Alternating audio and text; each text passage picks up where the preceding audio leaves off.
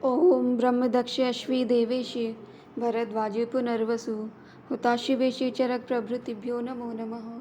पातंजल महाभाष्य चरक विप्रति संस्कृति मनोवाक्काय दोषाणाम हरते अधिपतये नमः।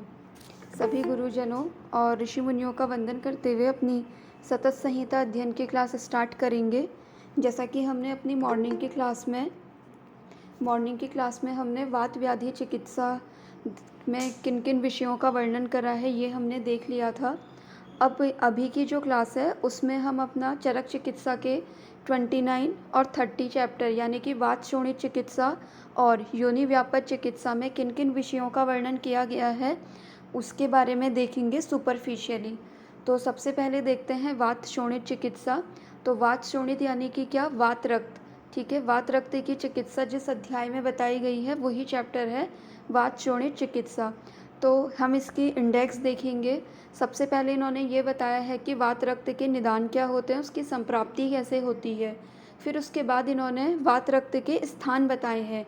जैसा कि आपने अपनी यूजी के क्लासेस में पढ़ा भी होगा कि हम देखते हैं कि जो आम वात होता है वो मोस्टली बड़ी संधियों में होता है, वात रक्त जो होता है वो छोटी संधियों में होता है।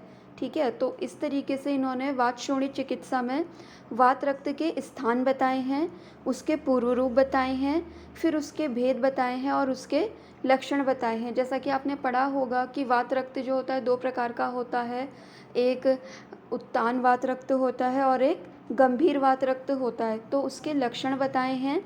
फिर उसके बाद इन्होंने फर्दर क्लासिफिकेशन करा है वात रक्त का, जो कि इन्होंने करा है दोषों के अकॉर्डिंग। ठीक है, इन्होंने इस तरीके से करा है कि वात अधिकस्य वात रक्षस्य लिंगानी, यानी कि ऐसा वात रक्त जिसमें कि वात दोष की अधिकता होगी उसके क्या लक्षण होंगे। फिर पित्त अधिकस्य वात रक्तस्य लिंगानी, यानी कि पित्त की अधिकता लिए हुए। अब पेशेंट तो हमारे सामने आ जाएगा, वो अपने सिम्टम्स बताएगा, तो हम अगर हमने ये चीज़ पढ़ी होगी तो ही हम उसको डायग्नोस कर सकते हैं कि उसमें वात रक्त जो है वो वात दोष की अधिकता वाला है, पित्त दोष की या फिर कफ दोष की। फिर उसके बाद इन्होंने वात रक्त की साध्य असाध्यता बता दी है। अब देखिए, साध्य असाध्यता बताने के पीछे आचार्यों का जो पर्पज़ है वो यही है ताकि हम पेशेंट को सही गाइड कर सकें। ठीक है, क्योंकि ओपीडी में जब पेशेंट आता है तो डायरेक्टली पेशेंट यही बोलता है, चाहे वो आम वात का हो, संधिवात का हो या फिर वात रक्त का हो, कि मुझे कब तक दवाइयाँ खानी पड़ेंगी या मैं कब तक ठीक हो सकता हूँ। अगर आपने उसकी साध्यता असाध्यता पढ़ी होगी संहिताओं से तो आप उसको सही गाइड कर सकते हैं कि आपको कितनी लंबी दवाइयाँ खानी पड़ेंगी और आपका पूरी तरीके से ठीक होगा या फिर नहीं होगा। ठीक है, फिर इसके बाद इन्होंने ये बताया है कि वात रक्त मोक्षण विधि। अब आपने देखा होगा कि बहुत से लोग क्या करते हैं, वात रक्त की कंडीशन में रक्त मोक्षण करते हैं या फिर सिराभेद करते हैं। ठीक है, कुछ लोग जलोका लगाते हैं, कुछ लोग सिराभेद करते हैं। तो उसको करने की मेथड क्या है वो इन्होंने इस अध्याय में बताई है। वात रक्त की सामान्य चिकित्सा क्या होनी चाहिए और विशेष चिकित्सा क्या होनी चाहिए वो बताया है। फिर ये बताया है कि वात रक्त में कौन कौन सी ऐसी चीज़ें हैं जो कि अहितकर होती हैं हमारे खान पान से रिलेटेड। ठीक है, जैसे बोलते हैं ना कि पेशेंट अगर हमारे पास आता है तो हमें उसे ये गाइड करना चाहिए कि वो अपने डे टू डे लाइफ में क्या चीज़ें ऐसी ले रहा है जिसकी वजह से उसकी बीमारी जो है वो बढ़ रही है या फिर ठीक नहीं हो रही है। तो वो भी हम पेशेंट को तभी बता पाएंगे जब हमने संहिता का एक एक श्लोक एक एक शब्द अच्छे से पढ़ा होगा। तो इसमें इन्होंने क्या बताया है, सामान्य विशेष चिकित्सा बताई। फिर उन्होंने हमें कुछ ऐसी अहितकर चीज़ों के बारे में बताया जो कि वात रक्त के रोगी को नहीं करनी चाहिए। ठीक है, अब ये क्या क्या चीज़ें हैं वो जब हम अंदर डिटेल में चैप्टर पढ़ेंगे तब देखेंगे। फिर इसके अलावा इन्होंने हितकर अन्नपान का वर्णन करा है। फिर वात रक्त में इन्होंने कुछ घृत के योग बताए हैं। ठीक है, कुछ घृत संबंधी योग बताए हैं।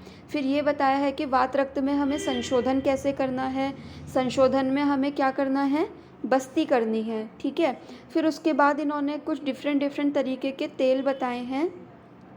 इन तेलों का रेफरेंस जो है वो कॉम्पिटिटिव एग्ज़ाम में तो पूछा जाता है, बाकी हमारी प्रैक्टिस पॉइंट ऑफ व्यू से भी इम्पॉर्टेंट रहता है। जैसे मधु यष्टि आदि तेल इन्होंने बताया। मधु यष्टि यानी कि क्या, यष्टि मधु। तो आपको पता चल गया कि यष्टि मधु से सिद्ध तेल जो है वो वात रक्त में बेनिफिशियल होता है। अब वो बेनिफिशियल क्यों होता है? क्योंकि यष्टि मधु आपने देखा होगा कि वो पित्त दोष का बहुत अच्छा बैलेंस करती है, ठीक है? और वात रक्त में भी क्या है कि रक्त और पित्त दोनों क्या हैं कि समानधर्मी होते हैं। तो कोई भी ऐसी चीज़ जो पित्त को बैलेंस कर रही होगी वो रक्त को भी इनडायरेक्टली कहीं न कहीं बैलेंस कर रही होगी। इसीलिए इसमें क्या होता है कि मधु यष्टि आदि जो तेल है उससे रिलीफ मिलता है। फिर सुकुमार तेल, अमृता आदि तेल, अमृता बोलते हैं गुडूची को, ठीक है? इसीलिए आपने देखा भी होगा कि वात रक्त की जो कंडीशन होती है उसमें अमृता गुग्गुल बहुत चलता है, ठीक है? डिज़ीज़ के अकॉर्डिंग होता है ना कि आम वात में कौन सा गुग्गुल देंगे, संधि वात में कौन सा देंगे, वात रक्त में कौन सा देंगे। तो ये क्या है कि हमारी प्रैक्टिस पॉइंट ऑफ व्यू से भी और कॉम्पिटिटिव एग्ज़ाम से भी एक इम्पॉर्टेंट चीज़ है। उसमें भी हमसे पूछा जाता है कि वात रक्त, आमवत और संधिवात, इनमें आप कौन सा गुग्गुल प्रेफर करेंगे? तो वात रक्त में हम प्रेफर करते हैं अमृता गुग्गुल या फिर कैशोर गुग्गुल, ठीक है? आम वात में हम करते हैं सिंघनाद गुग्गुल और संधिवात में हम करते हैं प्रेफर योगराज गुग्गुल। फिर इसके बाद इन्होंने खुंडाक पद्मक तेल, महापद्मक तेल, फिर वात रक्त में मधुक तेल, बला तेल, पिंड तेल। पिंड तेल जो है ये मार्केट में अवेलेबल होता है, साउथ की कंपनीज बनाती हैं इसे और इसके अच्छे रिजल्ट भी हैं। तो आप वात रक्त के पेशेंट को देंगे मसाज करने के लिए तो अच्छे रिजल्ट इसमें देखने को मिलते हैं। फिर इन्होंने इसमें ये बताया है कि वात रक्त के पेशेंट में अगर शूल हो यानी कि दर्द हो उसे, तो हमें क्या चिकित्सा करनी है। फिर दाह चिकित्सा, दाह यानी कि एक तरीके से अग्निकर्म भी हम इसे समझ सकते हैं, वो बताया है। फिर वात अधिक वात रक्त की चिकित्सा, मतलब कि स्टार्टिंग में इन्होंने हमें ये बताया कि वात रक्त जो होता है वो एक तो 2 प्रकार का होता है, गंभीर वात रक्त और उत्तान वात रक्त, ठीक है? फिर इससे अलग वात रक्त के अलग भेद क्या होते हैं? वात दोष की अधिकता वाला, पित्त दोष की अधिकता वाला और कफ दोष की अधिकता वाला। तो इसी के अकॉर्डिंग इन्होंने फर्दर आगे चल के इनकी चिकित्सा भी बता दी है कि अगर आपको ऐसा लग रहा है कि आप वो जो पेशेंट वात रक्त का आया है उसमें वात दोष की अधिकता है तो आप क्या चिकित्सा करेंगे, पित्त दोष की अधिकता है तो क्या चिकित्सा करेंगे, सन्निपात है तो आप क्या चिकित्सा करेंगे। फिर लास्ट में इन्होंने ये बोला है कि वात रक्त में अवस्थी की चिकित्सा करनी चाहिए, यानी कि अवस्था के अकॉर्डिंग चिकित्सा करनी चाहिए। और ऐसा बताते हुए इन्होंने वात रक्त अध्याय को यहाँ पे समाप्त कर दिया है, ठीक है? तो मेनली हमें इसमें जो याद रखना है, एक तो पिंड तेल का रेफरेंस पूछा जाता है, रोग अधिकार पूछा जाता है कई बार पीजी प्रिपरेशंस, पीजी के जो एग्ज़ाम होते हैं उसमें। अब इसके आगे हम देखेंगे योनि व्यापक चिकित्सा, ठीक है? ये जो है चिकित्सा स्थान का आखिरी अध्याय है, ठीक है? तो इसमें हमें क्या है, योनि व्यापक तो मिलेगा ही, यानी कि फीमेल से रिलेटेड प्रॉब्लम्स का सल्यूशन तो मिलेगा ही इस अध्याय में। इसके अलावा मेल से रिलेटेड जितने भी सेक्सुअल इशू होते हैं, उसके शुक्र धातु से रिलेटेड जितने भी इश्यूज़ हैं उनका शॉर्ट आउट भी इसी अध्याय में इन्होंने दिया हुआ है। तो आप ये सोचिए कि अगर आपको इनफर्टिलिटी पे वर्क करना है या फिर मेल और फीमेल की सेक्सुअल हेल्थ पे अगर आपको वर्क करना है तो उसके लिए आपको योनि व्यापक चिकित्सा पढ़नी ही चाहिए चरक चिकित्सा से, ठीक है? तो सबसे पहले इन्होंने क्या करा, योनि व्यापक चिकित्सा में अग्निवेश ने कुछ क्वेश्चन पूछे, ठीक है? तो अग्निवेश के जो क्वेश्चन थे वो इनफर्टिलिटी को लेकर के थे, तो वो उन्होंने क्वेश्चंस पूछे और उनके क्वेश्चंस का आंसर देते हुए फिर पुनर्वसु आत्रेय ने उन्हें बताया कि इसका जो मूल है, ठीक है, वो क्या है, स्त्री को बताया। और स्त्री को बताते हुए उन्होंने योनि व्यापत्यों का वर्णन करा। सबसे पहले उन्होंने योनि व्यापत के हमें भेद बताए, आपने पढ़े भी होंगे पहले कि 20 प्रकार के योनि व्यापद होते हैं। फिर उनके सामान्य हेतु बताए, हेतु भी आपने देखे होंगे, ये हर किसी को श्लोक याद ही रहता है। मिथ्या आहार हो गया, दुष्ट आर्तव हो गया, ठीक है, देवाच्य करके होता है। तो यानी कि जितने भी योनि व्यापद होते हैं उसमें एक तो क्या होता है, मिथ्या आहार विहार, ठीक है? इसीलिए आपने देखा होगा कि पीसीओडी हो या फिर इर्रेगुलर मेंसेस हो, ठीक है, उसमें जब तक पेशेंट अपनी लाइफ स्टाइल को करेक्ट नहीं करेगा, जो कि मिथ्या आहार विहार जिससे हम बोल रहे हैं, तब तक उसे रिज़ल्ट मिलने बहुत मुश्किल होते हैं। और होता क्या है इसमें कि पेशेंट मेडिसिन लेगा तो उसे रिलीफ तो मिलेगा, जैसे ही मेडिसिन छोड़ेगा वापस से उसकी प्रॉब्लम आएगी, ठीक है?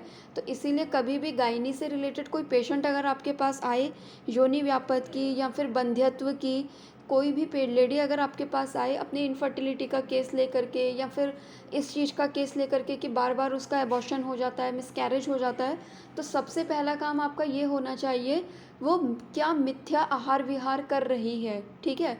क्योंकि योनि व्यापत का जो सबसे पहला हेतु बताया है वो बताया है मिथ्या आहार विहार।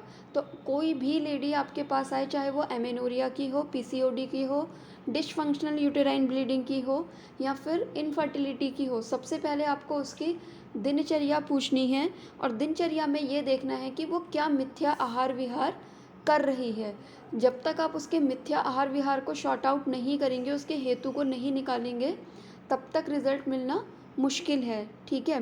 फिर उसके बाद इन्होंने योनि व्यापत के सामान्य हेतु बताए, वातज योनि व्यापत के निदान बताए, पित्तज योनि व्यापत के निदान बताए, लक्षण बताए, कफज योनि व्यापत के निदान लक्षण बताए, त्रिदोषज योनि व्यापत के लक्षण निदान बताए, फिर असृजा योनि व्यापत के, अरजस्का के, अचरणा, अतिचरणा, प्राकचरणा, उपप्लुता, परिप्लुता, उदावर्तिनी, कर्णिनी, पुत्रग्नि, अंतर्मुखी, शुचिमुखी, शुष्क योनि, वामिनी, षंडा और महायोनि। इस तरीके से इन्होंने क्या करा है कि इसमें 20 प्रकार के योनि व्यापद हमें बताए हुए हैं। अब जितने भी गायनेकोलॉजिकल डिसऑर्डर हैं वो सारे के सारे इन 20 योनि व्यापद में कहीं ना कहीं कवर हो रहे होते हैं, ठीक है।